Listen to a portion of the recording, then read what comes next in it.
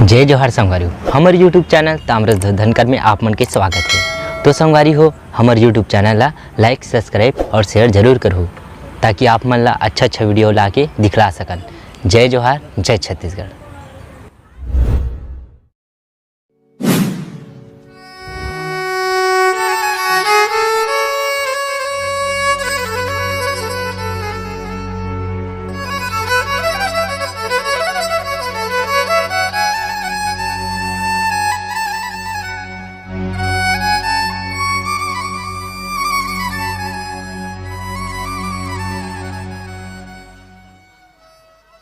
बुंदेला ए बुंदेला ते कोन हम खड़े खड़े का सोचत हस?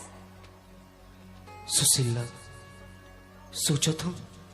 सोचत हो ये ब्याह झर जाही तहु चल देवे ना।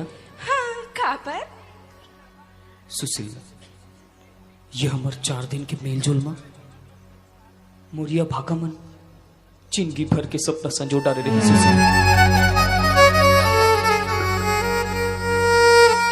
और कालिए बिहाव झर जाही तानते अपन घर चल देवे त मोरे सपना के का होही? सुशीला का होही मोरे सपना?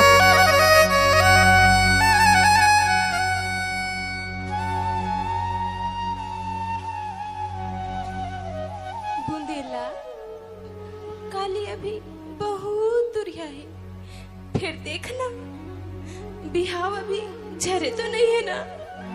पानी रे पिए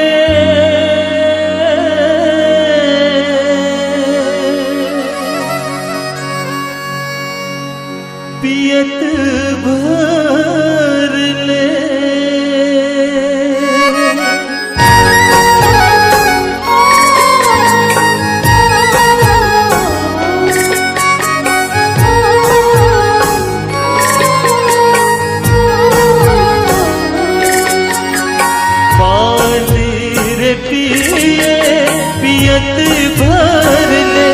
दोस्तारी जन छूटे जियत भर ले मोला मोही